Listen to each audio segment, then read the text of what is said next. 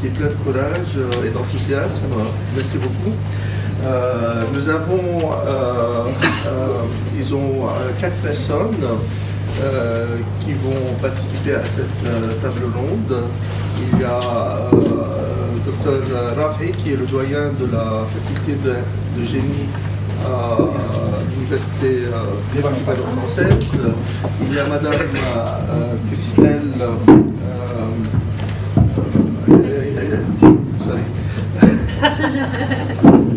il y a Madame Bram Abdjaoudi.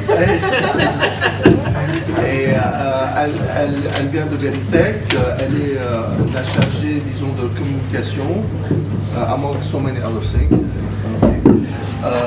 Et puis, il y a Monsieur Halim Chouairi de HBR, c'est le premier Fab Lab du Liban. Donc, il va être là. Et il y a M. Jihad Guittar, qui est le directeur de Smart Data. Et donc, juste pour mettre dans son contexte cette table ronde, nous avons ce matin discuté ensemble sur les mécanismes de mise en place de la collaboration innovative à travers des actions au niveau financier, au niveau juridique, au niveau des politiques territoriales et régionales. Et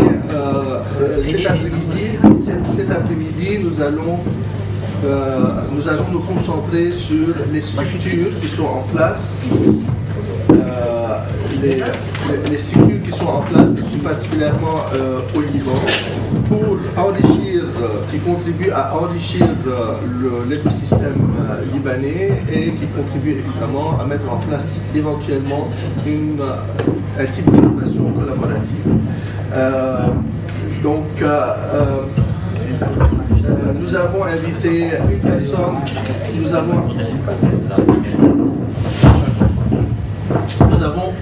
invité une personne universitaire, enfin, milieu académique, une personne, deux personnes d'accélérateur incubateur, disons, et d'une personne qui fait les choses, qui fabrique, qui met à disposition les innovations. Et ça, c'est vraiment très important parce que c'est très bien de faire des mobile apps, mais il y a autre chose dans la vie. Je vais commencer peut-être par Dr. Rafi qui va nous faire une petite présentation et puis après je vais donner la parole aux autres intervenants et évidemment les discussions seraient surtout ouvertes avec vous et je propose au public peut-être de s'approcher parce que là on est un petit peu on est plus proche. Okay. Ce sera plus simple avec le micro.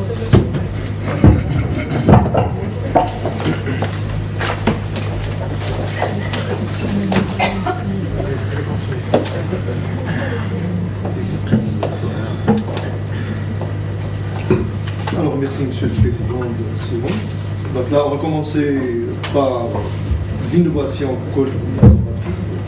C'est quoi le mot innovation? C'est quoi le mot collaborer? Donc là, juste, on va commencer par un petit plan. Donc, quelques définitions, juste slide. Après, c'est quoi la technologie de l'information? Après, comment relier les entreprises? Après, les pôles des universités et de recherche. Et après, on finit par une conclusion. Donc là, c'est quoi les mots innover? Innover, c'est créer des nouveaux produits pour des besoins. Innover, c'est aussi améliorer. Innover, c'est aussi combiner, faire travailler tous les acteurs ensemble. Du coup, ce matin, on parle des travaux qui sont faits par l'ensemble des acteurs qui sont dans une société. Et après, le quatrième point qui est très intéressant, c'est la recherche. C'est découvrir pour faire la recherche. Et souvent, et des fois aussi, on fait de la recherche et en plus, il n'y a pas d'application. On arrive à un stade où les résultats ils sont issus. Et de toute façon, tout était très intéressant pour tout ce qui est innovation. Donc, voilà. Juste là, un slide. Pourquoi innover? Le président de Nokia, quand il a annoncé que ça y est, il va démissionner, voilà, il a pleuré. Et qu'est-ce qu'il a dit? On ne s'est pas trompé, mais mais on n'a pas contribué. Franchement, on n'était pas là pour innover, pour suivre Samsung, pour suivre Apple et les autres sociétés qui travaillent pour tout ce qui est smartphone. Voilà le résultat qui est devant nous. Après, l'innovation. Moi, je commence par la recherche. C'est quoi la recherche collaborative? Elle est définie comme une stratégie planifiée d'investigation scientifique et d'intervention. C'est quoi une stratégie d'intégration des connaissances visant à accroître les niveaux de compétences des participants en vue d'apporter des solutions novatrices, efficaces et efficientes aux problèmes émanant de la pratique professionnelle. Voilà. Donc là, tout ces jours-là. Après, innovation et recherche responsable. Les sciences et l'innovation technologique doivent aborder la responsabilité de façon pluraliste, traiter notamment des thèmes l'éthique, la liberté, la responsabilité sociétale des entreprises, tout ce qui est évaluation technologique participative et tout ce qui est développement durable. Donc là, ce sont deux mots qui sont pour moi très importants et très intéressants. L'innovation peut être constructive et aussi peut-être destructive. Quand on a pensé pendant la Deuxième Guerre mondiale entre le Japon et les États-Unis, on a innové, c'est par une bombe nucléaire, voilà ce qu'on a fait. Et jusqu'à maintenant, surtout les pays maintenant qui sont dotés de bombes nucléaires, et toujours ils menacent les autres pays. Et ça, c'est une innovation destructive. Donc voilà, nous, là, on passe au stade TIC, tout ce qui est technologie de l'information et de la communication. Donc là, il apparaît comme un répertoire d'outils incontournables pour construire des nouvelles coopérations. Les organisations se voient toujours plus invitées à monter des partenariats avec d'autres acteurs, mais aussi à s'ouvrir davantage à des collaborations avec les consommateurs, l'innovation avec les amis. Donc là, on va passer maintenant à un diagramme qui est très intéressant et très important. Voilà, vous avez les universités publiques et privées, comme les Liban aussi, et vous avez les ministères qui sont autour, vous avez les experts des ministères, vous avez les experts de l'extérieur, les incubateurs et les experts en TIC. Donc là, il faut commencer par trouver les problèmes qu'on a dans nos ministères, dans notre pays. Après avoir trouvé ces problèmes, donc il faut trouver des solutions pour ces problèmes. Alors pour trouver des solutions, il faut tourner vers les labos des recherches dans les universités, dans tous les domaines, de l'économie, de la science, de la santé. Et là, vous avez tous les ministères qui sont là. Donc il faut toujours travailler ensemble, faire travailler ensemble les labos dans les universités, les ministères, et il faut que les incubateurs soient là, il faut que tous les experts aussi soient là, et là, si on travaille comme ça, toujours on arrive à des résultats qui sont très intéressants et très importants. Et là, si on veut passer à l'étape exécution, donc là, on a les différents ministères, et avant d'aller travailler, il faut s'assurer, première chose pour les modes, au premier niveau pour les modes opératoires, deuxième niveau pour tout ce qui est environnement technologique, est-ce qu'on a tous les moyens pour exécuter nos recherches, après tout ce qui est infrastructure technologique, est-ce qu'ils sont là, et après, quand on finit par ce qu'on appelle les réseautages entre les différents ministères, et là on arrive franchement à des solutions qui facilite aux citoyens de communiquer avec les ministères. Et là, on passe aux contributions des établissements universitaires. Là, aider les entreprises locales à se développer, et c'est notre rôle. Proposer de nouveaux systèmes pour résoudre des problèmes concernant le développement local. Et là, je vais citer après quelques exemples. Et après, coopération entre universités pour faire face à un problème complexe. Il faut savoir travailler ensemble. On ne peut pas, maintenant ce qui se passe en France, il y a le pôle chaque 5, 6, 7 universités maintenant, ils travaillent ensemble et ils forment un seul pôle. Partout maintenant en France. Donc il y a les unions des universités comme Montpellier, il y a un ou deux, c'est devenu l'université de Montpellier et aussi ailleurs. Donc là, c'est juste là ce que je dis, donc vous avez là, la relation entre les institutions académiques et les institutions étatiques sont très fragiles, ce qui pousse les responsables à prendre des responsabilités pour corriger cette relation. Après, quelles sont les recommandations? La réforme ne peut se faire qu'en étroite coopération entre les incubateurs de recherche, les universités et les administrations publiques. Et là, l'éthique. Donc nous, on fait tout sans informer la population. Donc là, il faut toujours la confiance, il faut toujours la créativité, des fois, il faut des nouvelles règles. Et il y a aussi l'éthique de la recherche et l'innovation responsable. Et là, nous, à l'université. Donc, ces applications-là, on va les discuter juste après. Maintenant, il y a la vision globale que vous avez présentée, qui est très intéressante. Et on va discuter après de chaque... de chaque point et comment ces recommandations que vous avez émises. Juste deux mots de ce qu'on fait, quand même. Ah, oui. Donc là, on finit par ce qu'on fait nous à l'université. Comme j'ai dit là tout à l'heure, qu'au Liban, il y a un problème d'électricité, voilà la solution.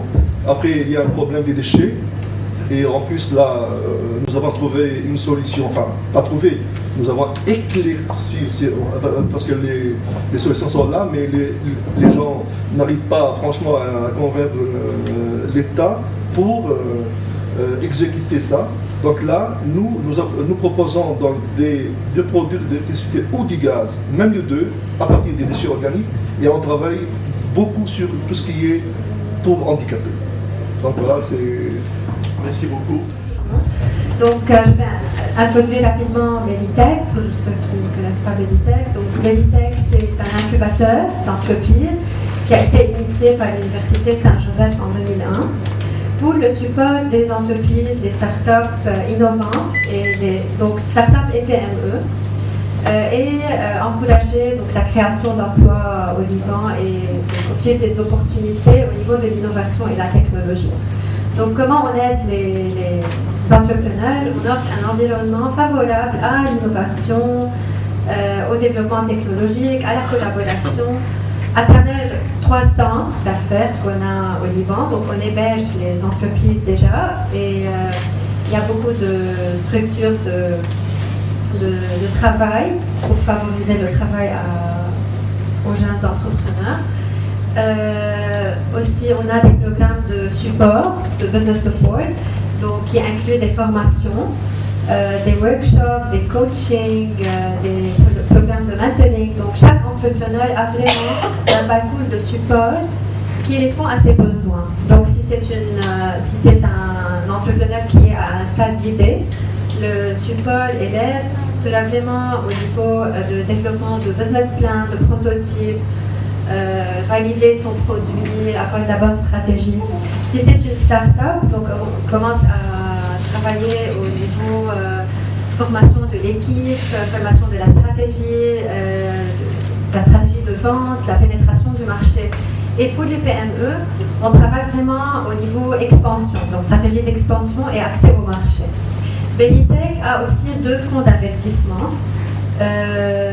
Environ une somme de 70 millions de dollars offert par les 2 fonds pour vraiment investir dans les startups. Donc ça, c'est une structure séparée mais reliée à Belitech et qui s'adresse aux entrepreneurs qui sont intéressés par le financement. Donc l'idée de Belitech, c'est d'offrir vraiment un écosystème complet de support et d'environnement pour que les entrepreneurs débutent leur parcours et la création d'entreprises et développent les entreprises. Nous sommes aussi, on est membre du réseau EBN, European Business Network. Donc c'est un réseau d'incubateurs au niveau européen qui favorise la collaboration et l'échange avec les incubateurs de tous les pays européens.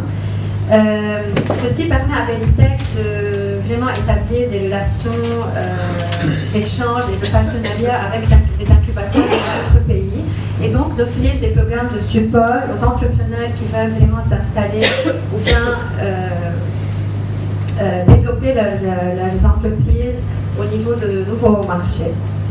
Donc, et on a aussi, on a aussi beaucoup de programmes d'innovation et on gère des projets européens liés à l'innovation et à l'entrepreneuriat et beaucoup de compétitions donc pour encourager le développement d'entreprises et l'innovation au Liban. Merci. Juste une petite précision. Combien de startups maintenant ont été lancées par Veritech? Dès le début ou maintenant? Oui, dès le début, l'année passée par exemple. Oui, on a, c'est-à-dire oui, c'est évolué. Donc il y a plus de 200 sociétés qui sont passées par Veritech, mais en raison par l'année, on a un groupe de 10 à 15 projets qui passent par la phase d'incubation, c'est-à-dire la phase pré-startup. Et puis il y a un domaine spécial où là vous êtes en train de... Oui, donc pour parler un peu pour répondre à votre question liée à l'innovation.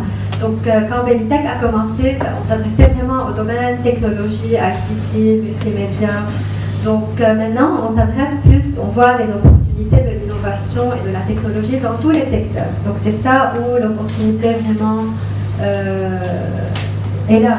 Quand on intègre l'innovation et la technologie, par exemple dans les secteurs traditionnels.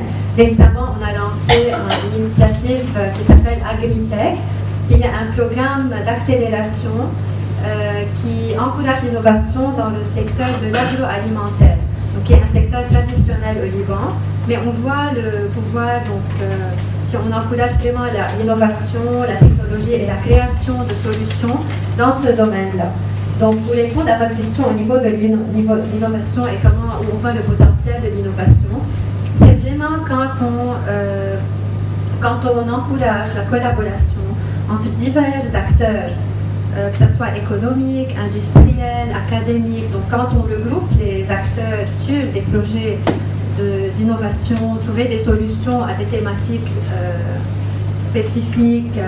Par exemple, on travaille avec, pour donner un exemple concret, on travaille avec le ministère de l'Industrie. Ils ont un programme qui s'appelle LIRA, qui encourage les étudiants académiques à présenter des projets de fin d'année qui s'adressent à l'industrie, donc solutions innovantes pour l'industrie. Donc les étudiants qui gagnent cette compétition, ils obtiennent un prix d'incubation à Veritech pour être sûrs de les aider pour passer de la phase projet académique à la phase incubation et création de start-up. Donc l'innovation, c'est la création l'esprit de présenter de nouvelles solutions, de nouvelles idées dans plusieurs secteurs. Comment on fait ça? En regroupant vraiment différents acteurs et en ayant des programmes spécifiques. Aussi, je peux donner un exemple d'un projet européen que personnellement je gérais, qui s'appelle Shams. Donc, c'est un projet qui encourage la promotion des énergies renouvelables dans les pays méditerranéens. Donc, dans le contexte de ce projet, on a fait beaucoup de formations aux ingénieurs pour vraiment considérer toutes les technologies qui favorisent qui favorise le support à l'environnement, la consommation qui est en relation des énergies, encourager les énergies renouvelables, etc. Et on a encouragé aussi les jeunes à innover et présenter des cas de start-up dans ces industries-là. Bien, merci beaucoup. Je passe la parole à Jihad Bittar, à M. Bittar, qui va nous parler de Smart ESA. Et je ne vais pas poser la question qui tue. Comment vous distinguez de Veritech? Ça ne tue pas, au contraire. Ça rejoint la collaboration. Donc Smart ESA, c'est l'École supérieure des affaires, qui est juste à côté.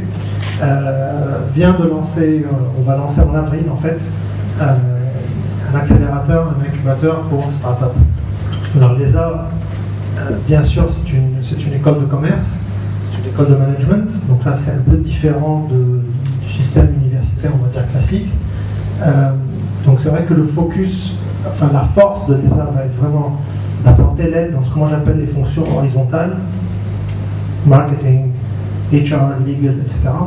Alors que c'est vrai que beaucoup de ceux qui font au Liban travaillent en vertical, en technologie, en agriculture, etc.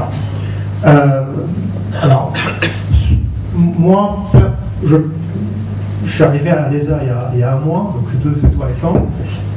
Moi, je suis entrepreneur. J'ai déjà monté une première entreprise que j'ai revendue en 2014, en 2010. Et j'ai monté une deuxième entreprise depuis. Donc c'est vrai que je continue à gérer en parallèle de l'ESA. Donc c'est vrai que j'ai un pied dans l'entrepreneuriat, un pied dans le monde de l'accélération. Pour répondre à ta question sur... D'abord, on est en train de lancer, donc on ne s'est pas encore vraiment posé avec les autres acteurs. Mais moi, je peux te parler déjà de mon expérience en tant qu'entrepreneur avec l'écosystème et avec l'innovation collaborative. Mais juste sur l'histoire de Veritech, moi je rêve, on va en parler j'espère après, je rêve de... Aujourd'hui, il faut être réaliste. Comme tout au Liban, chaque fois que quelque chose se monte, tout le monde fait la même chose. Dans 2 ans, je pense qu'il y aura 100 incubateurs au Liban. À chaque coin de rue, il commence déjà à en avoir, il y aura des incubateurs chaque coin de rue. Il y a déjà 50. Il y a déjà 50, il faut 200 alors. Mais voilà. Et beaucoup sont des petites boutiques qui, bon, Veritech, c'est on dit en anglais le granddaddy, c'est le grand-père de tout ce qui se passe au Liban, et ils le font très très bien. Moi j'ai vraiment aucune critique à leur donner parce qu'ils le font très bien. Le problème est que dès qu'on va se retrouver avec une centaine de boutiques au Liban, ça va tuer l'incubation. Parce qu'on va se retrouver avec des startups. Les incubateurs ont besoin de startups, ils vont prendre des projets qui valent 0, et tout le monde va le faire juste parce qu'ils ont besoin de remplir de recruter, et on va se retrouver dans une crise. Donc la seule façon de faire, c'est déjà de commencer à collaborer. Et que la collaboration, au niveau en tout cas des incubateurs, si on ne se met pas à collaborer ensemble, on va tous mourir. Moi, je démarre dans ce métier d'incubation, mais je le sais de mon métier à moi d'entrepreneur, il n'y aura pas de choix. Bon, il faut déjà collaborer tous ensemble, il faut vraiment travailler ensemble, et il faut se poser... Bon, le problème dans tout ça, moi aujourd'hui, sur j'ai écouté un peu de tes interventions, il y a un mot qui m'a un peu gêné parce que je ne l'ai pas entendu aujourd'hui. Le gros problème de l'innovation collaborative, avant de parler de l'État qui n'est pas là, de parler de l'argent qui n'est pas là, de parler de tous les problèmes fondamentaux, c'est un problème d'ADN, DNA. C'est le problème de l'ADN du Libanais. On est des individuels. La guerre nous a formés à l'être, je pense qu'on était depuis très longtemps. On était toujours comme ça. On était toujours comme ça. On est avant toute chose des individuels. C'est très difficile de travailler en projet. Moi-même, dans mes équipes, dans nos entreprises, c'est très difficile de faire travailler des gens en projet parce qu'ils ne savent pas travailler en projet. Donc déjà, moi, je demande aux universités, c'est quelque chose que j'ai demandé d'ailleurs à l'ESA. Je pense qu'ils le font bien, mais je le demande à tout le monde, que je demande ici, que je demande à chaque université, enseigner aux gens de travailler en équipe. C'est un véritable problème. C'est un problème culturel on peut faire tout ce qu'on veut, ça ne marchera pas s'il n'y a pas une mentalité de travail en groupe, de travail en équipe, qui est une mentalité européenne, qui existe en Europe, mais qui n'existe pas ici. Donc ça, c'est le premier problème. Deuxième problème, il faut un success story. Dans toutes ces histoires-là, si on n'a pas un success story, s'il n'y avait pas eu le success story de Veritech dans l'incubation, je ne le dis pas parce que Christelle est là, mais parce que c'est quelque chose d'assez que je le pense, s'il n'y avait pas eu le success story de Veritech, la Banque du Liban n'aurait pas osé faire ce qu'elle a fait avec la circulaire 331 quelque part. C'est important d'avoir des success stories. C'est très important parce que ça permet vraiment de lancer de donner. Moi, je vais vous donner un exemple de... Maintenant, quand on veut faire quelque chose au Liban, on peut le faire. Je vous donne un exemple d'innovation collaborative qui se fait, donc personne n'en parle pour des raisons évidentes de sécurité. L'armée libanaise collabore déjà avec des chercheurs pour développer des drones. Peu de gens le savent, mais l'armée libanaise a des volontaires qui sont des ingénieurs qui ont fabriqué pour l'armée libanaise des drones. Parce qu'un drone, ça coûte, le plus basique coûte 400 millions de dollars, les très chers coûtent 3 milliards de dollars. Forcément, l'armée libanaise n'a pas les moyens de les payer. Ils ont besoin de drones. Les drones que l'armée libanaise a utilisés à HCL pour la bataille, c'est des drones fabriqués par des ingénieurs libanais. qui ont coûté $1 million maintenant. Ça veut dire qu'il y a eu une innovation collaborative, mais ça revient à ce que je pense que disait, ça vient d'en haut. Parce qu'il y a l'armée, il y a une institution, ils peuvent le gérer. Mais ça montre qu'on peut très bien le faire. Et ça montre qu'on peut très bien le faire. Et je vais faire court, mais pour ramener à ta question sur les universités, moi, quand j'avais été, il y a déjà 3 ans, j'avais été voir les uns en leur disant il faut à tout prix que vous fassiez un incubateur. Je leur avais dit la raison, c'est que je ne comprends pas que le système universitaire au Liban n'ait rien à faire avec ce qui se passe. Parce que là, pour le coup, je vais critiquer Balitech, ils vont se fâcher, mais Balitech, c'est très joli, c'est lié à l'USJ, mais en réalité, c'est complètement indépendant de l'USJ. Donc, il n'y a pas vraiment le lien universitaire encore, on ne sait pas le faire. Voilà. Un dernier exemple, là je parle de ma vie d'entrepreneur, il y a des choses qui se font. Moi j'ai été, pour ma propre boîte, je voulais fabriquer une machine. Je ne suis pas ingénieur, je ne sais pas fabriquer des machines, j'ai de très bonnes idées. Je cherchais qui pouvait me le faire. C'était très difficile. J'ai été à... Maintenant il y a des Fab Labs, mais il y a quelques années il n'y en avait pas. J'ai été à l'EUB tout simplement. J'ai sonné à la porte de l'EUB, j'ai fait ce que personne ne fait ici dans ce pays. J'ai pris mon téléphone, j'ai été à l'EUB, j'ai dit vous n'auriez pas quelqu'un qui sait créer quelque chose? On m'a dit ah tiens il y a un professeur là-bas qui avec un autre professeur il crée pour d'autres personnes. C'est génial. J'ai été les voir. Je me suis assis avec eux, des mecs géniaux qui inventent des machines, qui ont inventé des machines, des trucs superbes.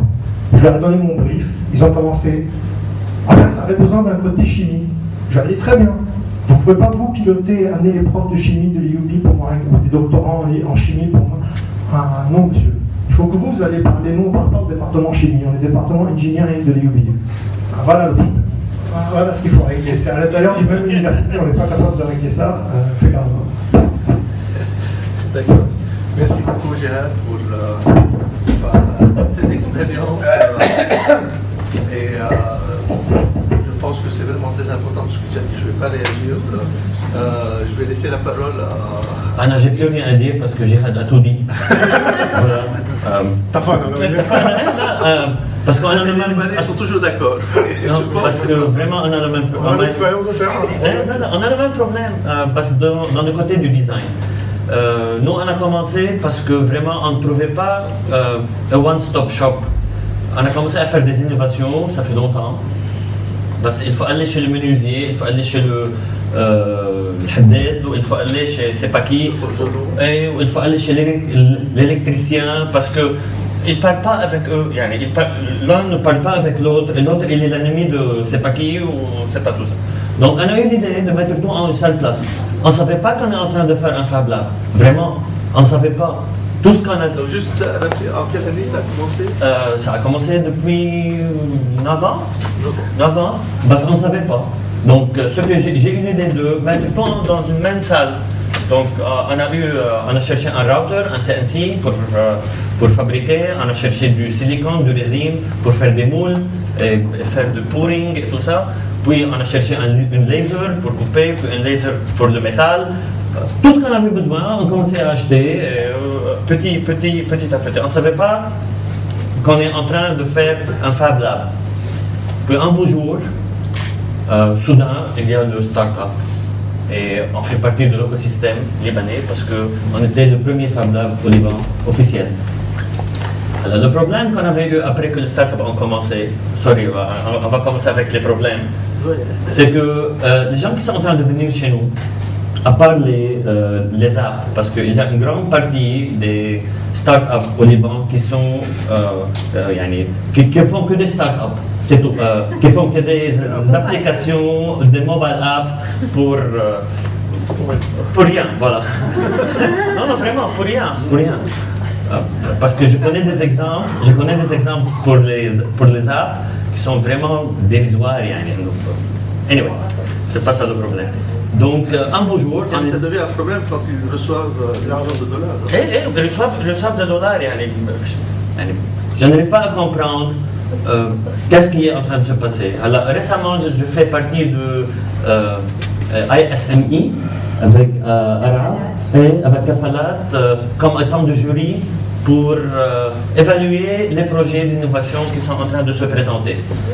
Jusqu'à maintenant, j'ai donné un nul pour tous les projets qui sont venus chez moi. Donc, le premier problème qu'on a eu, c'est qu'il n'y a pas des innovateurs au Liban. Ils ne savent pas de quoi il s'agit. Il y a des gens qui viennent chez nous, ils ont des idées, mais ce sont des idées qui existent ou qui sont là-bas, et c'est plus moins cher de les chercher en Chine que de les faire ici. Ça, c'est de un. De deux, il n'y a aucune idée de quoi sur les matériaux. Il y a des gens qui viennent chez nous, ils ne savent pas la différence entre le fer noir et le fer zincor et c'est pas quoi. Ils ne savent pas la différence. Je pense que personne dans la salle. Je sais pas ça. Bon, parce que je suis dans le domaine du design, je m'excuse pour tout le monde. C'est un très grand problème. Parce que il y a une différence économique, il y a une différence d'argent, il y a une différence pour la fabrication, il y a une différence pour les méthodes de fabrication, il y a une différence de tout.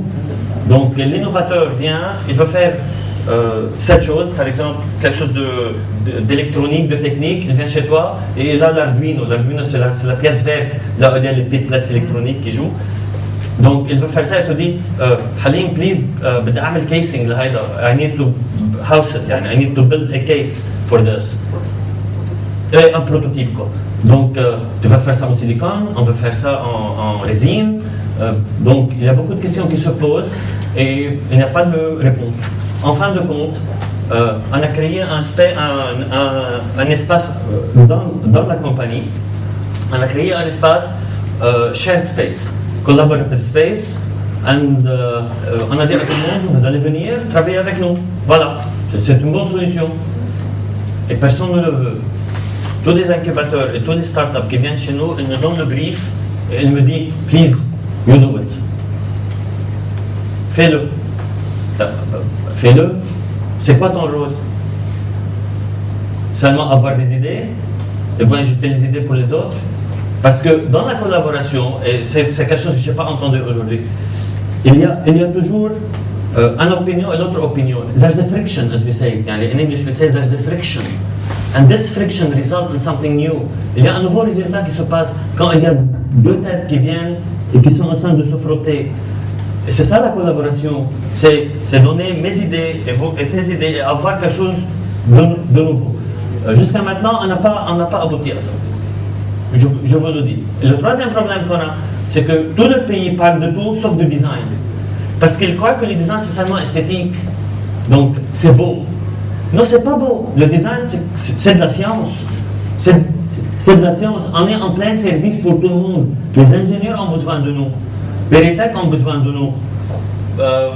Les arts, parce qu'ils sont en business, ils ont besoin de nous. Nous, on offre nos services pour tous. Pour tous. Et je donne toujours cet exemple dans toutes les conférences où j'ai la chance d'être assisté ou de parler. C'est que combien de fois vous avez besoin d'un médecin par an? Peut-être une fois. Ou bien deux. Combien de fois vous avez besoin d'un avocat, d'un ingénieur? Peut-être jamais. Combien de fois vous avez besoin d'un designer dans votre vie? Toujours, dans tout. Everything is design. Everything. The chair you're sitting on, la chaise, les habits, l'intérieur, l'espace. C'est pour ça qu'il y a des fashion designers ou des designs intérieurs ou des designs industriels. On est partout. Mais personne ne va en parler de nous. Personne.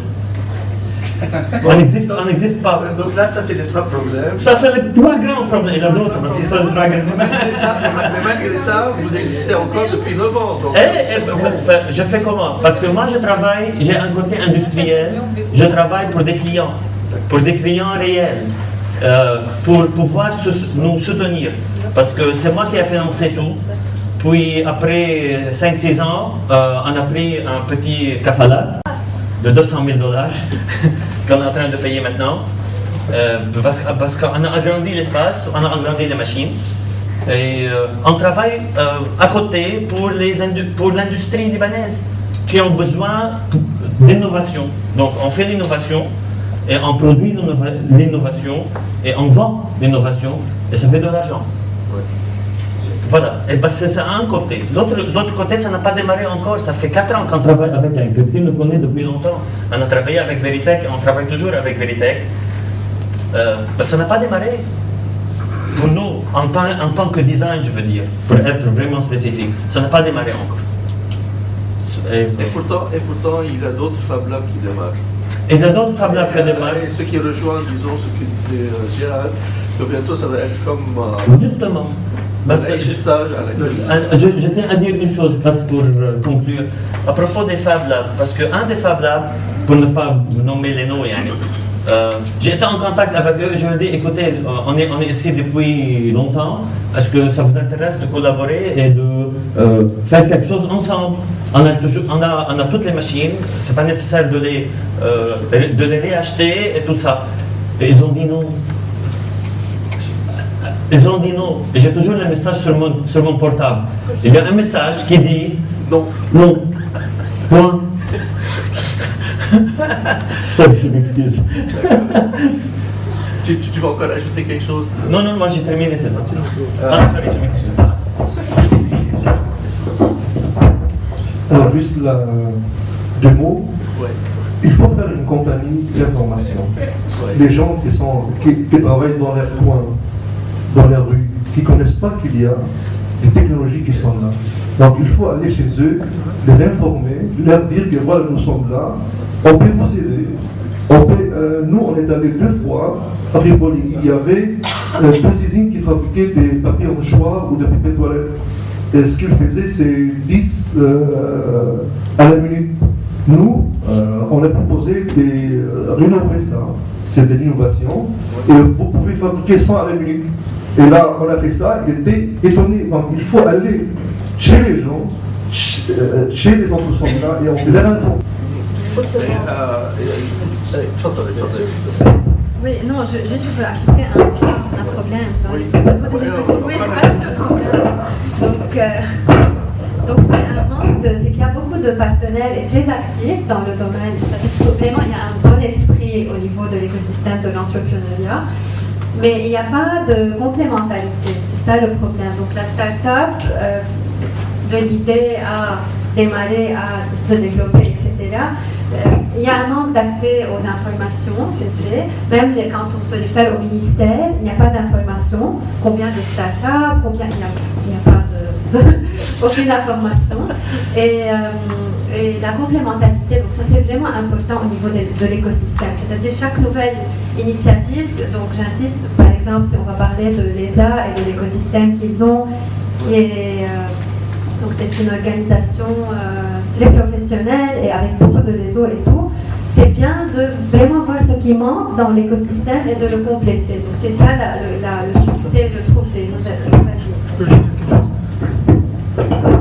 Je pense que vous avez mis le doigt sur quelque chose de critique. Et je pense qu'il y a pour moi une leçon, un outcome de cette très belle idée de conférence qui se fait, c'est la mise en place d'informations et de collecte de données. Il n'est pas normal, dans un pays comme le nôtre, qu'on ait accès à aucune donnée. Il n'est pas normal qu'on ne puisse pas faire du market research. C'est très compliqué de faire du market research. On demande à nos startups d'en faire, c'est très compliqué. Bon, j'en sais aussi avec mon propre, c'est très difficile. Et on n'a pas d'accès. Moi, je peux vous donner 50 exemples. J'ai voulu fabriquer des bouteilles de parfum au Liban. Je vous challenge d'aller trouver quelqu'un capable de vous fabriquer en volume. Quand je veux chercher l'info, j'ai perdu 3 mois pour trouver une info utile. Il y a des petites boutiques, quelque chose de sérieux. Il n'est pas normal que quand j'appelle la chambre de commerce de Beyrouth, qui est quand même censée être la chambre de commerce, et que la chambre de commerce me dit je n'ai pas de base de données, il y a un problème, il y a quelque part, il y a un véritable problème d'information. Et pour commencer l'innovation collaborative, dans le mot collaboration, il faut savoir avec qui collaborer. Et on ne sait pas à qui. On peut se retrouver, nous on a eu la chance par hasard de se rencontrer une fois, j'ai découvert, il est le moteur de Hassan est le moteur de beaucoup de choses qui se passent au Liban. Mais Hassan, tu joues le rôle de l'État libanais, ce n'est pas normal. Ce n'est pas normal.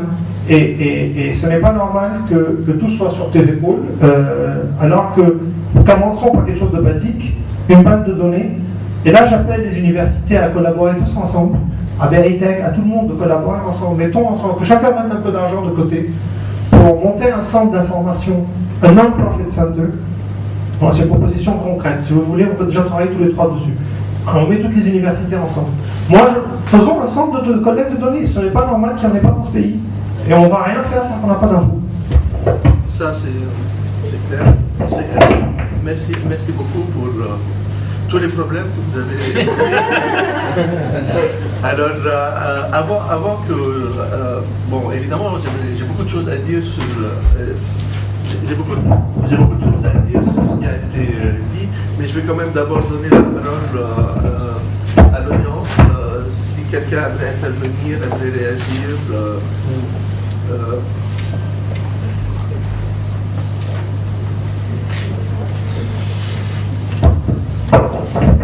Vraiment, vous avez posé des problèmes de fond très importants et prometteurs d'avenir. Dans le tableau que vous avez présenté sur les nécessités de la collaboration, moi je vous propose, ça vient dans vos idées, mettre en premier rang esprit et volonté de coopération, de collaboration. Ça rejoint le DNA. Parce que je peux écrire tout un récit dans ma vie sur l'anthropologie de la collaboration et combien j'ai été tellement attristé par des gens auxquels je propose des collaborations.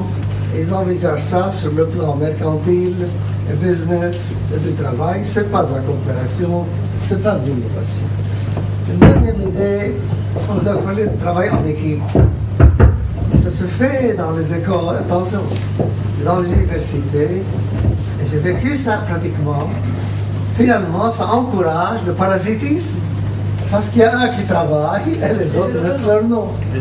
Maintenant, ça se propage dans les recherches universitaires publiées dans des revues dites classées. Ah oui, absolument. Avec 3-4 noms. Et en fait, c'est un seul qui a écrit ça.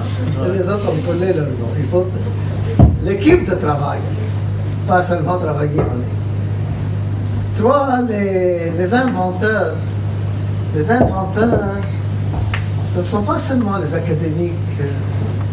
Vous avez tout un livre passionnant sur l'histoire populaire des sciences.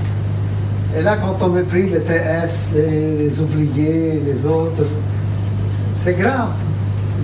L'université encadre la recherche, et la recherche sophistiquée, bien sûr, qui a besoin de grands capitaux, mais les chercheurs, ça existe partout, parmi les ouvriers, les laboureurs, les pêcheurs, tout le monde. Et je crois que nous devrions travailler à une pédagogie de l'innovation coopérative dans le cas de l'IBA, avec la base de données. Et je vois qu'il y a énormément de données qui ne sont pas connues et qui favorisent le success story et l'empowerment.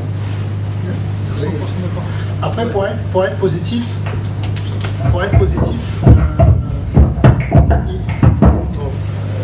il faut aussi dire, il y a une réalité aussi. Tu parlais des entreprises, etc. au Liban. Le problème aussi, c'est qu'on a une mentalité au Liban d'agents.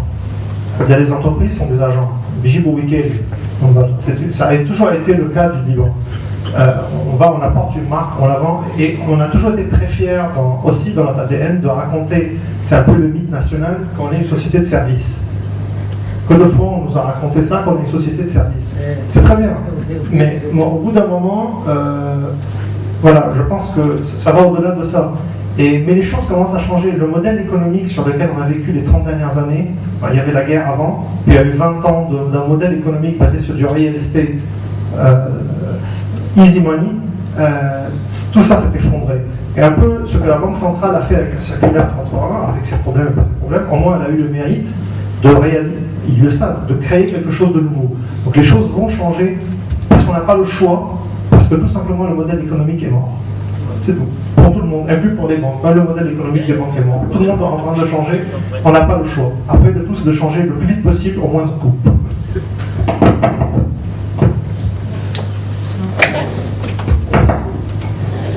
Alors, je pense que l'initiative prise par notre collègue est très importante. Alors là, il faut chercher dans les universités libanaises, surtout là où il y a des labos de recherche, des gens qui travaillent sur les mêmes thèmes et de les faire travailler ensemble. Si on arrive à faire ça, là, la recherche peut avancer. Sinon, on ne peut pas.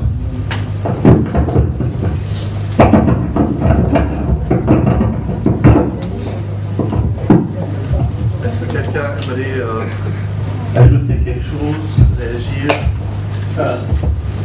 Oui. j'ai la voix assez haute. Hein.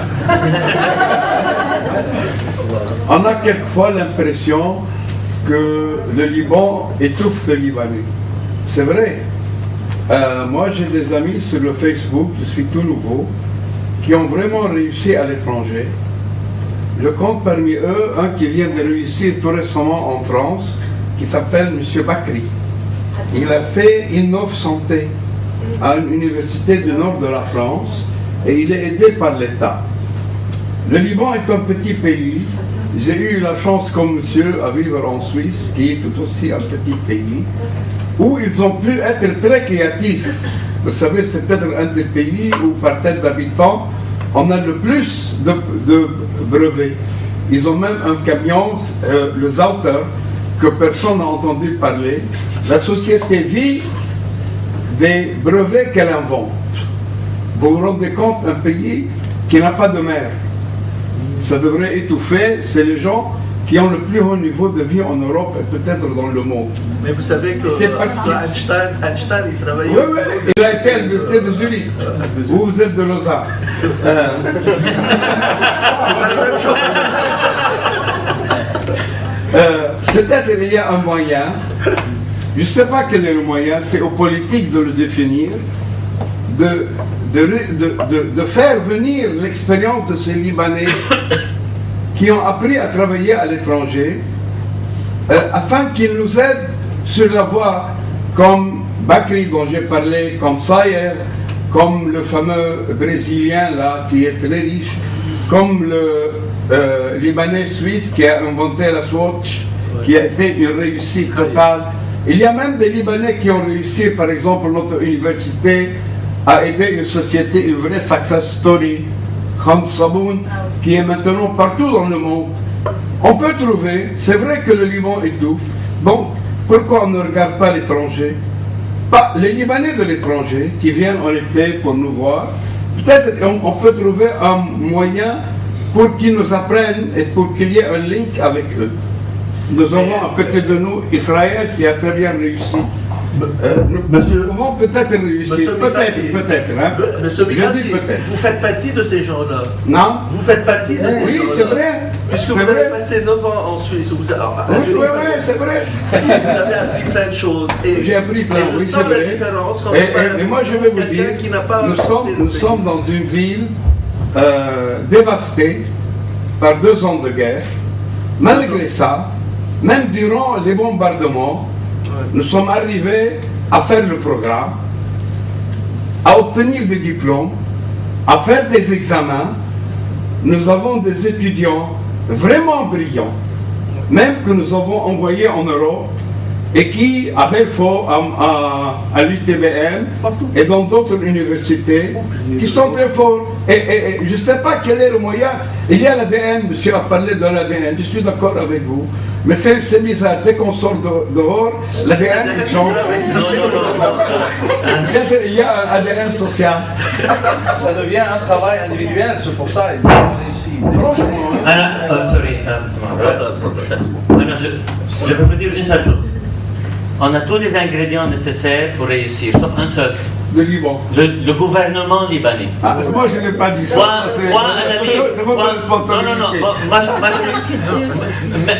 Même avoir le risque d'aller en prison le soir, je vais vous dire une chose. J'ai beaucoup d'amis en Europe, en Amérique, au Canada, partout, un peu partout au monde. C'est ça la solution. Et ils sont tous dans les plus beaux succès de leur vie, sauf moi ici. Rien que pour te dire, on n'a pas un support. There is no support system in the country. Au Liban, il n'y a pas un support. Ma fille, there is no support system. It doesn't exist. J'ai été au gouvernement, j'ai été au ministère, à plusieurs ministères. Il n'y a pas de soutien, point. Il n'y a pas, ça n'existe pas. Mais vous ne pensez pas que ce manque de support et de chance aussi aux Libanais, ça leur donne la force, disons, de pouvoir trouver des solutions, bien sûr, de créer quelque chose, de faire l'impossible et d'y réussir tant que alors, ce que je veux dire, enfin, c'est qu'on a essayé, j'ai été en contact avec tous ces gens en dehors du pays. Ils sont venus nous rendre visite. Quand ils ont vu de quoi il s'agit, ils ont dit non, ça ne nous intéresse pas dans les conditions qui existent. Donc ils ont pris leurs affaires et ils ont démarré quelque part d'autre, c'est fini. Oui, mais Halim, pardon, tu as raison, mais on ne peut pas attendre. On ne peut pas attendre, justement, voilà. Moi, ma boîte, je suis dans 7 pays aujourd'hui, avec ma boîte. Je suis arrivé à rentrer dans 7 pays. J'ai pas eu une aide. J'arrive pas à lever $1 au Liban. Parce que personne ne veut m'aider, que ce soit Veritech ou tous les autres. Personne ne veut donner $1 à une entreprise qui n'est pas une app, qui ne fait pas des apps. C'est de la connerie et c'est débile, alors que je suis une boîte qui grandit énormément au monde. Mais c'est pas ça le problème. Le problème, il faut quand même le faire, on n'a pas le choix. On est là. Monsieur, il y a beaucoup de gens qui sont revenus. Il y a beaucoup de Libanais qui sont revenus. Il y a beaucoup de Libanais qui ont été à l'étranger et qui sont revenus. Ce n'est pas ça le... Ils sont en train de revenir, ils sont en train... Des choses, voilà, soyons un peu positifs. Les choses sont en train de changer. Après, il y aura toujours le problème du financement, parce que finalement, ça revient à tout ça. Il y a un problème d'argent. C'est très difficile de trouver le financement. Il faut que les entreprises aussi s'y mettent à dire on va financer et on va faire et on va aider. Mais vous savez, il y a aussi beaucoup de fonds européens qu'on peut commencer à amener au Liban, qui sont prêts à investir ici. Et puis, à un moment, voilà, Dubaï l'a fait, ils ont un... Bon, c'est vrai qu'il y a un État, il y a tout ce que vous voulez, mais à un moment, on va arriver à une croissance. L'innovation va finir par arriver. Et il faut un success story. Si demain, avec le CNRS, etc., des choses... Il faut 1 ou 2 success stories. Je reviens à ce que je disais. S'il n'y avait pas eu Veritech, il n'y aurait pas eu la circulaire 331, qui a quand même changé les mentalités. Il faut un success story de collaboration entre l'université. Moi, je n'ai pas même quelque chose en tête où il y a eu une véritable collaboration. Il faut lancer quelque chose, il faut de la bonne volonté. C'est là où quelqu'un comme Hassan a beaucoup parce que son drive et son énergie pour créer cette collaboration va changer beaucoup de choses. Moi, je suis positif. Moi, honnêtement, sur l'avenir, je suis très positif. Je suis très, très, très positif. Je trouve que c'est difficile. C'est nous qui avons payé le prix. Ceux qui se sont lancés au début, nous on a payé le prix. Moi évidemment que j'ai payé très cher le prix d'être basé au Liban. C'est nous qui avons payé le prix. Mais ceux qui vont venir après nous, il faut se voir comme des pionniers. Ce que toi tu as fait aujourd'hui, ceux qui vont venir après toi vont en profiter de ton expérience. Ceux qui sont venus après moi en profitent. Et tous vont en profiter. Tant mieux. Chaque génération a son rôle finalement. C'est pas... Alors, je veux dire une chose, c'est que on est toujours là. C'est pas ça le problème. J'aurais pu quitter et aller quelque part d'autre. Je suis toujours là, je travaille toujours. We fight every day. It's a fight. Parce que ce que je veux dire, c'est que un de mes amis proches qui a fait un Fab Lab au Canada, il a eu tout le support du gouvernement. Par exemple, il ne paye pas de taxes pour les 10 premières années. Il ne paye pas de l'électricité pour les 10 premières années. Moi, je dois payer pour la baladier. Tout. Municipalité, c'est pas comme ça. Parce qu'il y a toute une liste de paiements, toute une liste qui ne termine pas. Toujours, je travaille pour le gouvernement. Tu regardes les autres exemples, le support qu'ils ont pour démarrer, et tu regardes l'exemple libanais. C'est difficile. C'est difficile. C'est extrêmement difficile. Ça ne veut pas dire qu'on va quitter. Non, mais les choses commencent à bouger, commencent à changer. En même temps, il ne faut pas comparer un pays en voie de développement avec des pays très développés. Parce que là, les Libanais sont très intelligents. Nous sommes trop intelligents. Les Libanais en tant que personne. C'est vrai. Rien ne nous manque. Rien.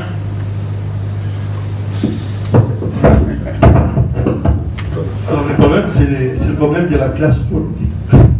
De la classe politique. C'est la classe politique. Non, mais c'est le vrai problème. Oui. Mais si nous, on se réunit tous ensemble, incubateurs, universitaires, et quelques gens qui sont dans les rues, là, qui sont en train de manifester contre la corruption, entre parenthèses bien sûr, alors là, si nous, on va tous ensemble, on peut changer. Bien sûr. Il faut qu'on aille ensemble. Collaborons pour ça. Ça, c'est de l'innovation collaborative sociale. Mais citoyenne, très bien. J'aimerais quand même vous écouter, madame. Vous êtes la seule française, je pense, à part Sylvie. Vous avez écouté les Libanais, comment dire... Oui, c'est libanaise, on ne compte plus parce que français. Et j'aimerais bien avoir votre avis si vous le voulez bien. Sur quoi? Oui. Comment les Libanais réagissent face à ce problème d'innovation et que Oui. Nous, les Libanais, on aime l'autoflagellation, madame. Il y a eu, Mais c'est la deuxième fois qu'elle vient au Liban. Donc, il y a eu beaucoup de choses positives qui ont été dites. Je voudrais rebondir sur certaines idées que vous avez lancées. Par exemple, sur le sujet de la sensibilisation du public, enfin des gens et des entreprises en général, sur l'importance de l'innovation, sur la promotion de l'innovation qu'il faut faire. Donc ça, il faut que dans les universités, qu'il y ait des programmes et des cursus spécifiques, mais quelles que soient les études, hein, que vous fassiez des études d'ingénieur ou des études commerciales, il faut qu'il y ait de la formation et des enseignements sur l'innovation, sur l'entrepreneuriat.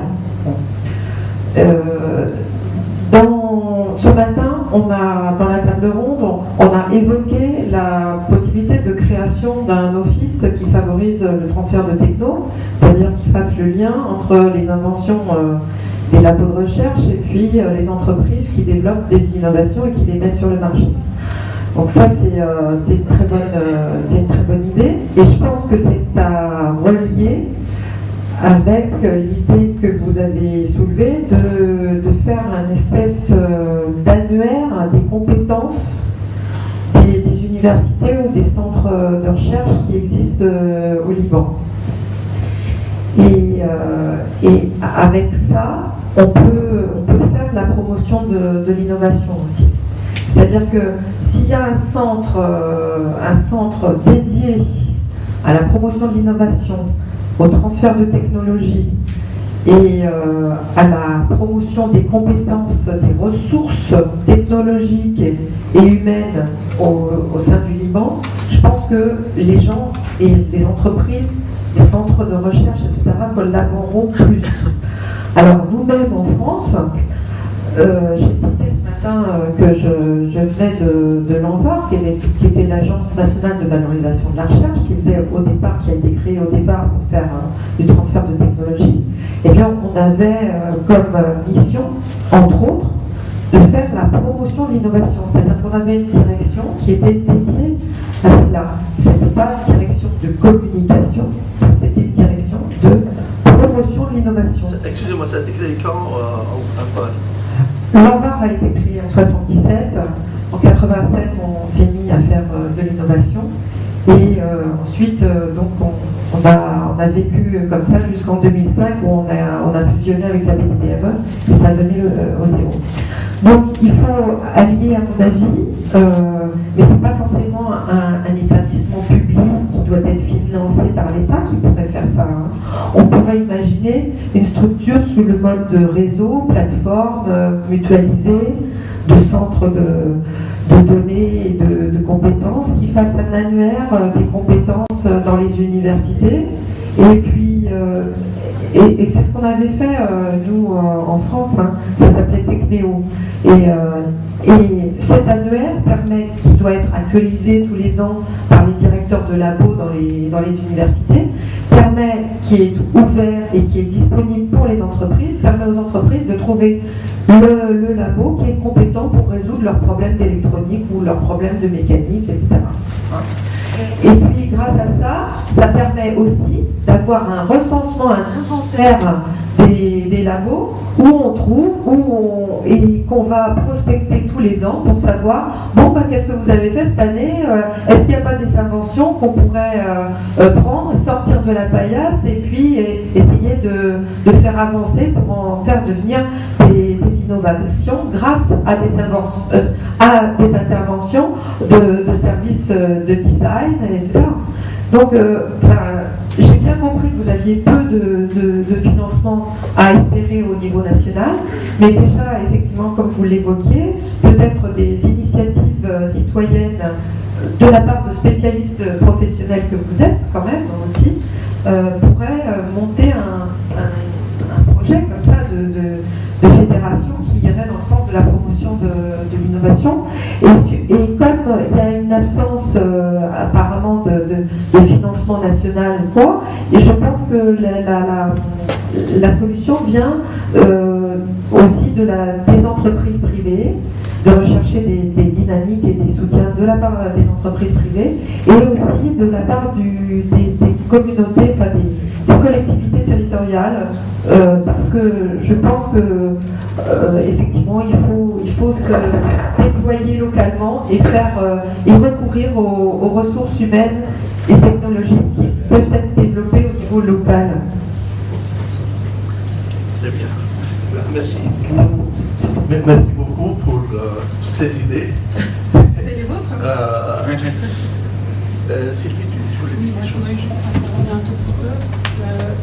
Je ne veux pas trop ajouter au pessimisme, mais concernant les annuaires, les observatoires, moi j'ai observé au Liban qu'il s'en fait régulièrement, à tous les jours quasiment, il y a un annuaire qui se crée ou un observatoire. Et ce que j'ai remarqué, je vais citer par exemple l'observatoire sur l'eau qui a été lancé par le CNRS. L'impression que j'ai eue, c'est que c'est une manière pour la structure de faire en sorte de capter de la donnée et surtout de ne plus la diffuser. Et donc je m'interroge sur les mécanismes qui évitent cela.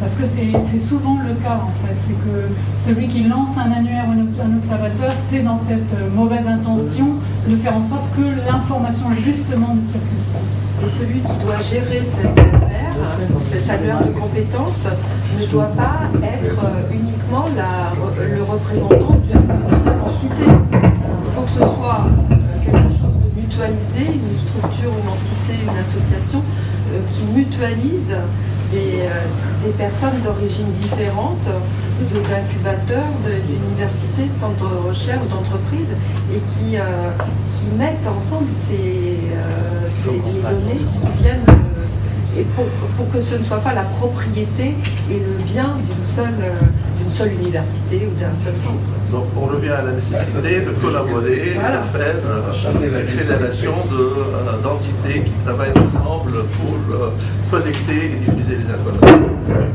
Je pense juste parce que ça c'est la maladie des fonds européens. Le problème c'est que tout ça vient parce que l'UE donne de l'argent, l'Union européenne fait un très mauvais travail. Ils ont beaucoup d'argent qu'ils jettent n'importe comment. Donc ils donnent des grants, tout le monde veut des grants.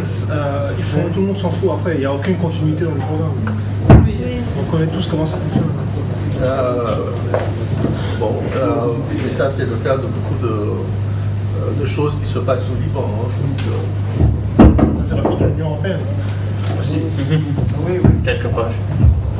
Mais enfin, comme elle a dit Madame Cognou, que cette idée d'innovation ou de collaboration a été développée pendant des dizaines d'années. Donc là, ici au Liban, on a commencé à parler de ça peut-être aujourd'hui, donc il ne faut pas s'attendre à que ça arrive pendant 2 ans ou 3 ans. Il faut attendre des années. Ça met un peu de baume sur notre blessure. Merci beaucoup. On pourrait aussi imaginer qu'il y a cette instruction ou circulaire 331 là, qui permet le financement de projets d'une entreprise, c'est ça. Hein. On pourrait... à travers les banques commerciales. Voilà. Les banques commerciales. À travers les banques commerciales. À travers les fonds de capital risque.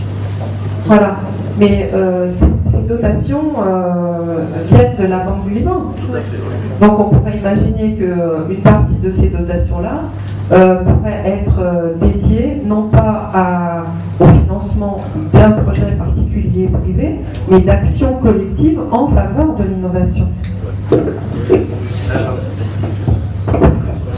C'est-à-dire que je pense que dans la loi ou dans la circulaire 331, il est mentionné, disons, de faire une aide aux entreprises innovantes qui travaillent dans le domaine de l'économie de connaissance, bon, sans préciser c'est quoi l'économie de connaissance, et de soutenir les structures qui peuvent encourager ça, telles que les accélérateurs, etc. Mais ça peut aller au-delà d'un accélérateur ou d'un incubateur, ça peut être justement ce genre d'initiative, de plateforme collective pour faire avancer le sujet d'action. Oui, absolument. Là, il faut convaincre maintenant. Est-ce que quelqu'un aimerait... Si vous voulez une note positive, le Libanais malgré tous ces certains défauts, il a ce que j'appelle une intelligence plurielle. C'est-à-dire que nous sommes plus intelligents. Nous avons, grâce à la multipluralisme libanais, une capacité extraordinaire de régler des problèmes apparemment insolites. Oui. Et souvent, par quel moyen, c'est notre affaire. Mais vraiment, cette intelligence plurielle, même dans des questions scientifiques et de sciences humaines, elle est véritablement admirable. Et souvent, je trouve de grands spécialistes étrangers qui sont de grands savants, qui butent sur un problème de sciences humaines, de sciences politiques ou de droit, et notre intervention, pas parce que nous sommes plus intelligents, parce que nous sommes confrontés à chaque seconde à un contexte pluriel, conflictuel, différent. C'est une qualité énorme. Et on l'a vu de moins en moins. Wallah. Non, j'ai pas dit ça. Je pense qu'on va conclure. Si vous le voulez bien, moi, quelqu'un aimerait ajouter quelque chose. Non, juste pour dire que, c'est-à-dire j'aime bien toutes les initiatives qui se passent et les conférences et tout. Et on soulève toujours les problèmes et c'est bien aussi toujours de voir ce qu'il y a comme suite, c'est-à-dire des suggestions pour faire vraiment le suivi. On ne s'arrête pas seulement à parce que c'est un thème assez intéressant et assez important. Mais si on a aussi l'opportunité de proposer un suivi à cette initiative-là, ça serait formidable. Juste, je vais rajouter. Juste deux mots, comme ça, enfin, on peut faire un résumé pour notre séminaire et faire passer à nos ministères, même au Premier ministre. Nous, on a fait ce séminaire, voilà nos conclusions, voilà nos propositions, et voilà. Pourquoi pas? Mais je ne vais pas. Mais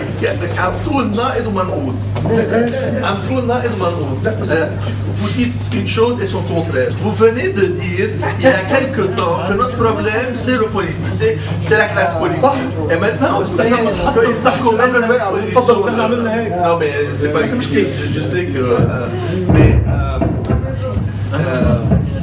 j'aimerais remercier toutes les interventions. J'aimerais aussi rebondir sur un certain nombre de points qui ont été soulevés ce matin et cet après-midi. J'aimerais d'abord commencer par l'ADN du Libanais, et je ne suis pas d'accord du tout avec cette théorie.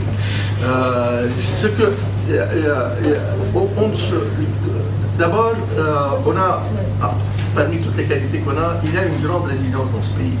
Et si on existe depuis plusieurs années, plusieurs siècles, même plusieurs millénaires, c'est pas par hasard. Bon, c'est pas pour nous jeter la fleur, mais c'est quelque chose à prendre en considération et pour donner un petit peu de courage à tous ceux qui se battent tous les jours. Parce qu'à la fin, ça va marcher. Il faut bien se rendre compte que cette collaboration, ce travail en équipe, n'est pas un penchant naturel. Nulle part dans le monde, que ce soit au Liban ou ailleurs. Ça n'existe pas. Il y a des conditions objectives qui facilitent, qui encouragent, qui soutiennent et même parfois qui contraignent le travail en commun. Il n'y a pas, si vous allez en Suisse par exemple, où les Suisses sont des gens extraordinaires, mais il y a des lois. C'est pas parce que il n'y a pas de loi le Suisse comme ça parce qu'il est meilleur que tout le monde, qui respecte le feu rouge. Non, et parce que si vous dépassez le feu rouge pendant 15 secondes, vous devez payer 300 francs ou 400 francs sans aucune possibilité de retirer l'amende. Donc, au bout du temps, il a appris, contrairement au Liban et à la France d'ailleurs. Mais aussi, quand on voit par exemple que les Suisses, je m'excuse de reprendre l'exemple des Suisses parce que j'ai vécu là-bas, qu'ils sont très propres. Et c'est vrai que les Français sont... pardon, que les Français aussi, mais en tout cas... que les Suisses sont très propres. Je suis allé une fois, juste une petite petite anecdote. Je suis allé au musée de Lausanne. Dans ce musée, il y avait la charte de travail dans les usines Nestlé, parce qu'ils étaient encore à Lausanne, au 19e siècle, il y a 200 ans. Dans cette charte, toutes les travailleuses qui devaient entrer devaient se couper les ongles et puis c'était vérifié tous les jours. Donc ça se passait dans cette usine, ça se passait dans d'autres usines. Et donc les gens, ils ont appris petit à petit, c'est pas tombé du ciel. Je veux dire, le travail en commun aussi, c'est quelque chose qui se pratique et qui s'apprend en pratiquant. Nous, les Libanais, on vit dans des conditions qui sont vraiment difficiles, qui exigent parfois qu'on réagisse de façon individualiste. Ça c'est vrai. Et qu'on arrive à s'en sortir et on croit que en réagissant comme ça, on s'en sortira. C'est clair que ce n'est pas vrai parce que le monde est en train de changer et comme vous l'avez dit, le Liban et le modèle économique du Liban est en train de changer. Le modèle économique du Liban, ce n'est plus le tourisme et les services. Non, il n'y a plus de tourisme, je ne sais pas où il y a du tourisme maintenant. Quant aux services, les services d'électricité, on ne les a pas. La guerre est terminée depuis 20 ans, on n'a toujours pas d'électricité. Donc, de quel service on est en train de parler? Donc, ce n'est plus ni un pays de tourisme, ni un pays de services. Et ce pays, il a besoin de se réinventer et de changer de mode de fonctionnement. Donc il n'y a pas que les idées, il y a aussi le mode de fonctionnement, la façon de travailler. Le fait que vous êtes là, que nous on est là, que plusieurs de ces personnes sont en train d'écouter, il n'y a pas une personne qui a dit « Ah non, moi je ne veux pas faire de collaboration ». Bon, on veut tous faire de la collaboration.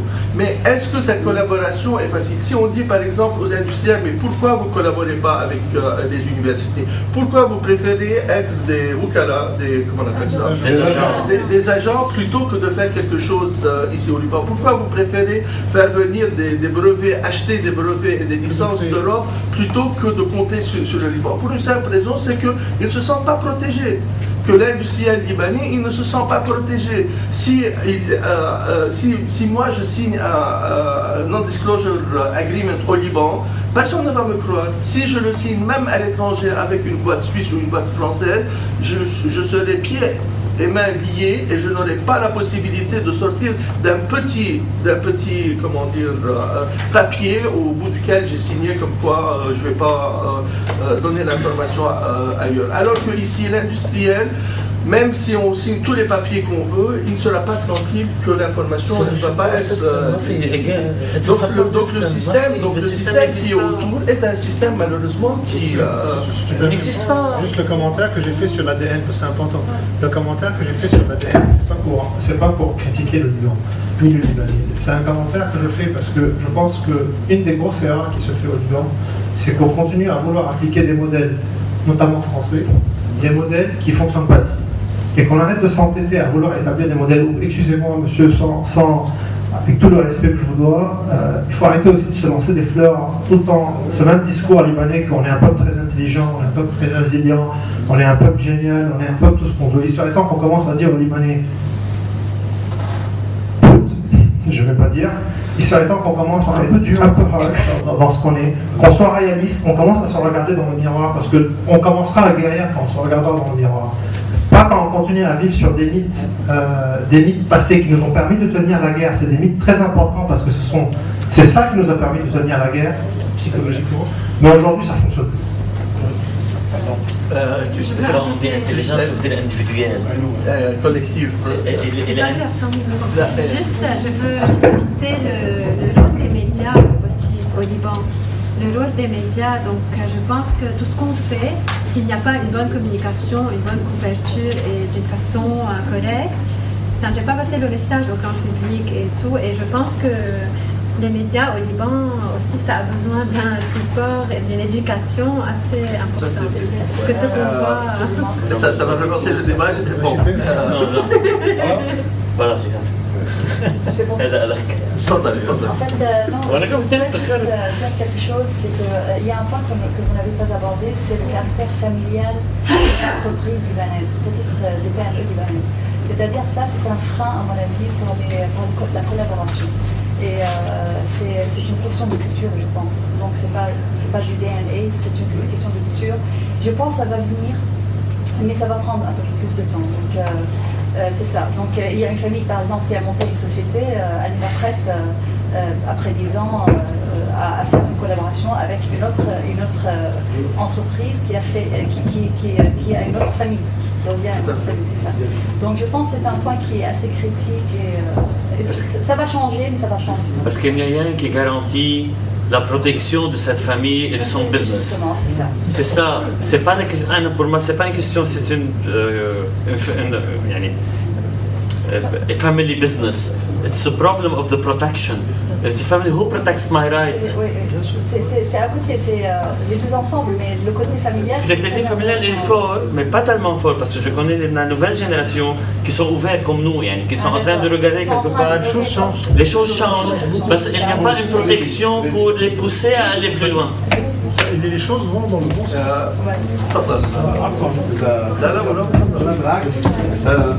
L'ancien Liban est mort. Vraiment, l'ancien Liban est mort.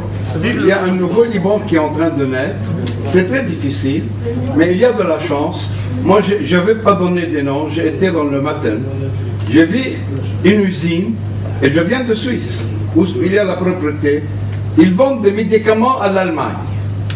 On fabrique au Liban des médicaments qui est l'industrie la plus difficile, où il y a la plus... C'est très très serré, et on vend des médicaments à l'Allemagne. Je vous assure. Je m'excuse pour la blague. Alors là, non, mais il y a un nouveau Liban, et il faut que ça fasse tache d'huile. Il faut apprendre. Non, ça c'est clair. Et donc, même ça existe au port du Liban. Il y a des usines sans payer les douanes. Ils transforment et on va à l'étranger. Oui, moi j'ai vu ça. J'ai vu vraiment des principaux mieux que la Suisse. Wallah al-Azim. On me fait habiller et tout. Et comme si on était dans une centrale nucléaire. Et vraiment, c'était top, impeccable. Avant la guerre? Non, il y a l'année précédente. Et j'avais proposé à Fadila de faire un stage là-bas. Avec Faye, ils font les saumons maintenant. Voilà. L'usine fait des saumons maintenant. C'est une usine de médicaments. On ne peut pas jouer avec ça. Monsieur Salha, vous voulez ajouter quelque chose? Bon, déjà, je voudrais remercier les organisateurs. Je suis ravi moi, de ce qui se passe. Je suis ravi des débats qui ont lieu. Merci beaucoup pour les organisateurs. Les deux plateaux ont été super. Ce qu'il dit est très riche. Merci, vraiment. Moi, je dis une chose simplement pour répondre à la question que tout le monde aime imiter. Il y a deux proverbes. L'un qui dit que la mauvaise monnaie chasse la bonne. Donc, peut-être que... Mais je ne suis pas sûr que ça s'applique toujours au Liban. Il y a de l'émulation. Il y a une vraie émulation qui fait que ce pays est très vivant. En réalité, moi, si je réfère à mon expérience, je pense que quand on fait les choses correctement, on finit par s'imposer. Maintenant, le contexte est très difficile, le contexte est extrêmement difficile, les services publics ne travaillent pas, le gouvernement, très souvent, au lieu d'aider, il met des bâtons dans les roues, c'est-à-dire qu'il bloque, ça c'est vrai, ce qui fait que les choses sont plus difficiles pour nous, mais je persiste à croire que quand on fait bien les choses, on finit par y arriver. En tout cas, merci pour ce et je peux vous assurer que vous trouverez toujours notre université ouverte à vos initiatives et à vos démarches. Juste un petit mot, c'est que Christelle elle a proposé quelque chose en disant qu'il faut une suite à ce qui a été initié aujourd'hui. Je pense qu'il faut absolument assurer la continuité. Ne pas dire que le Libanais a le souffle court et la vision courte. Donc il faut absolument qu'on assure la continuité et on est ouvert, disons, à toutes vos propositions, vos idées qu'il faudra qu'on partage. Donc à ça, il faut continuer à ça. Voilà. Merci. Merci.